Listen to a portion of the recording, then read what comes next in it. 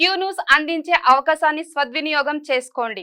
సమస్య ఎక్కడున్నా నేనున్నానంటూ ధైర్యంగా ప్రశ్నిస్తూ రాజకీయాల పట్ల అవగాహన కలిగిన అనుభవం గల రంగారెడ్డి హైదరాబాద్ రిపోర్టర్లు కావాలను సంప్రదించవలసిన నెంబర్లు 8688926084. పదవుల బొనాంజా ఎల్లుండి ఢిల్లీకి సీఎం రేవంత్ పీసీసీ కార్యవర్గం మంత్రివర్గ విస్తరణపై అధిష్టానంతో చర్చ.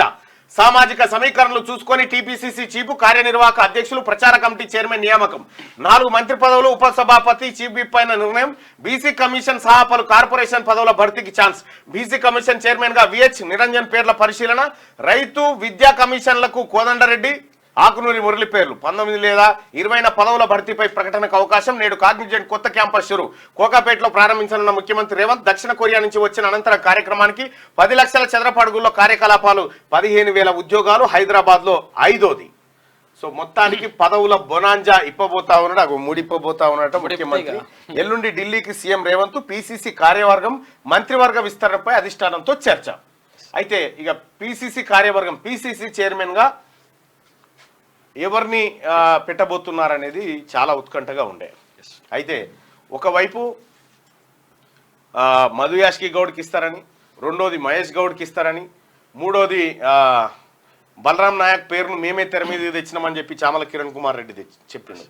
బలరాం నాయక్ను తెచ్చి లేకపోతే ఇంకెవరైనా ఆయన చామల కిరణ్ కుమార్ రెడ్డి ఎవరో మాట్లాడుకుంటూ అన్నారట, అది అంటా ఉన్నారు. అంటే ఒక బలహీనమైనటువంటి వ్యక్తిని పెడదాం, తద్వారా మనమే మళ్ళీ చెలాయించవచ్చు అనేటువంటి ఒక ఆలోచన చేస్తున్నాము అని ఏదో చర్చ జరిగిందట. అది ఇంతవరకు నిజమో మనకు కూడా తెలియదు.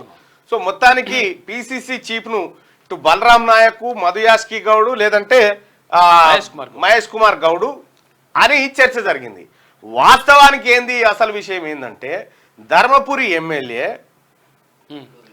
అడ్లూరి లక్ష్మణ్ పేరు దాదాపుగా ఖరారైనట్టుగా తెలుస్తా ఉంది. మరి అది ఎంతవరకు నిజమో తెలియదు. ఇదైతే సర్కిల్లో జరుగుతున్నటువంటి చర్చ.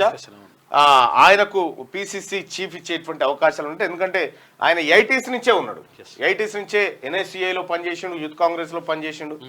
సో అట్లా ఇటువైపు ఇటు దక్షిణాది వైపు మంత్రి పదవులు ఎక్కువ పోయినాయి. సో అటు ఆ తెలంగాణ వైపు, ఉత్తర తెలంగాణ వైపు కనుక పీసీసీ చీఫ్ ఇస్తే కొంత బ్యాలెన్స్ అవుతుంది అనేటువంటి చర్చ జరుగుతూ ఉంది. ఇటు వరంగల్, నల్గొండ, ఖమ్మం 7 మంత్రి పదవులు, అటు అటు కింద తెలంగాణకి ముఖ్యమంత్రి, అటువైపు పీసీసీ చీఫ్. సో ఇవి కాకుండా సామాజిక సమీకరణలు. అయితే మరి బీసీల పరిస్థితి ఏందో అర్థం కావట్లేదు. బీసీలకు మరి ఇచ్చే ఉద్దేశం, బీసీలకు ఇస్తే మరి ఆ స్థాయిలో వీళ్ళు కంట్రోల్ చేయగలుగుతారా లేదా అనేటువంటి ఒక చర్చ అనేది జరుగుతూ ఉంది. అయితే అధిష్టానం కంప్లీట్ గా తన కనుసన్నల్లోనే పీసీసీ చీఫ్ ని నియమించాలనేటువంటి నిర్ణయంతో ఉన్నట్టుగా తెలుస్తా ఉంది. ఇక మంత్రివర్గ విస్తరణ పైన ఇప్పుడు దాదాపుగా 6 మంత్రి పదవులు ఉన్నాయి. ఈ 6 బీసీలే, 6 మంత్రి పదవులు దాదాపుగా బీసీలే. ఎందుకంటే బీసీలకు 2 ఇచ్చినట్టు, అంతే. బీసీలకు 2 ఇచ్చారు, సురేఖ తర్వాత పొన్నం ప్రభాకర్ ఇద్దరికి ఇచ్చినట్టు. ఇక మిగతా 6 పదవులు దాదాపుగా అవి బీసీల పదవులే. మరి ఆ బీసీలకు ఎవరెవరికి ఇస్తారో చూడాలి. ఇక ఇక్కడ బీసీ కమిషన్ చైర్మన్ గా విహెచ్ నిరంజన్ పేర్లు పరిశీలన చేస్తా ఉన్నారు. బీసీ కమిషన్ చాలా ఇంపార్టెంట్ కమిషన్, దాన్ని విహెచ్ కన్నా లేకపోతే నిరంజన్ ఇద్దరిట్లో ఎవరికన్నా ఇస్తారట. ఇక రైతు విద్యా కమిషన్ లో కోదండరెడ్డి, ఆకునూరి మురళి పేర్లు పరిశీలిస్తా ఉన్నారట. 19 లేదా అయితే ఇక్కడ బీసీ కమిషన్ చైర్మన్ విహెచ్ లేదా నిరంజన్ పేర్లు పరిశీలిస్తా ఉన్నారు. అయితే దీంతో పాటు మరొకరి పేరు కూడా పరిశీలిస్తున్నట్టుగా తెలుస్తా ఉంది. 19 లేదా 20 పదవుల భర్తీపై ప్రకటన అవకాశం ఉంది. ఇక ఇంకా కార్పొరేషన్లకు చాలా డైరెక్టర్లు వాళ్ళు వీళ్ళని నియమించాల్సి ఉంది. సో అవే పదవులకు సంబంధించి చర్చ జరుగుతూ ఉంది. ఇక తెలంగాణ కాంగ్రెస్ లో పదవుల భర్తీకి వేలైంది. దీనిపై అధిష్టానంతో చర్చించేందుకు సీఎం రేవంత్ రెడ్డి శుక్రవారం ఢిల్లీకి వెళ్లనున్నారు.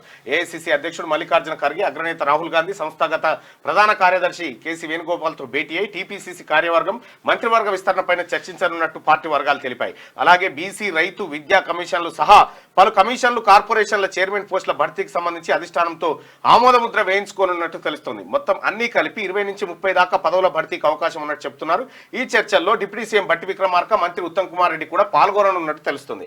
అనంతరం 19 లేదా 20వ తేదీన ఒక ప్రకటన వెలువడే అవకాశం ఉందని, లేదా 15 రోజులలోపే ప్రకటించవచ్చని లేదా 15 రోజుల్లోపే ప్రకటన ప్రకటించవచ్చని విశ్వసనీయ సమాచారం. ఈ పదవుల భర్తీలో సామాజిక వర్గ సమీకరణలే ప్రముఖ పాత్ర పోషిస్తాయని అంటున్నారు. టీపీసీసీ పోస్టుకు ప్రస్తుతం ప్రధానంగా బీసీ సామాజిక వర్గం నుంచి మాజీ ఎంపీ మధు యాష్కి గౌడ్, ఎస్టీల నుంచి ఎంపీ బలరాం నాయక్ పోటీ పడతా ఉన్నారు. ఇక ఎస్సీ సామాజిక వర్గం నుంచి ఏఐసీసీ కార్యదర్శి సంపత్ కుమార్ రేసులో ఉన్నారు. తుది నిర్ణయం అధిష్టానందే అని పార్టీ వర్గాలు చెప్తున్నాయి. టీపీసీసీ చీఫ్తో పాటు 4 వర్కింగ్ ప్రెసిడెంట్లు ఉంటారు. అయితే ధర్మపురి ఎమ్మెల్యే అడ్లూరి లక్ష్మణ్ పేరు దాదాపుగా ఖరారు అన్నటువంటి ఒక చర్చనైతే జరుగుతూ ఉంది. క్యూ న్యూస్ అందించే అవకాశాన్ని సద్వినియోగం చేసుకోండి. సమస్య ఎక్కడున్నా నేనున్నానంటూ ధైర్యంగా ప్రశ్నిస్తూ రాజకీయాల పట్ల అవగాహన కలిగిన అనుభవం గల రంగారెడ్డి హైదరాబాద్ రిపోర్టర్లు కావాలను సంప్రదించవలసిన నెంబర్లు 8688926084.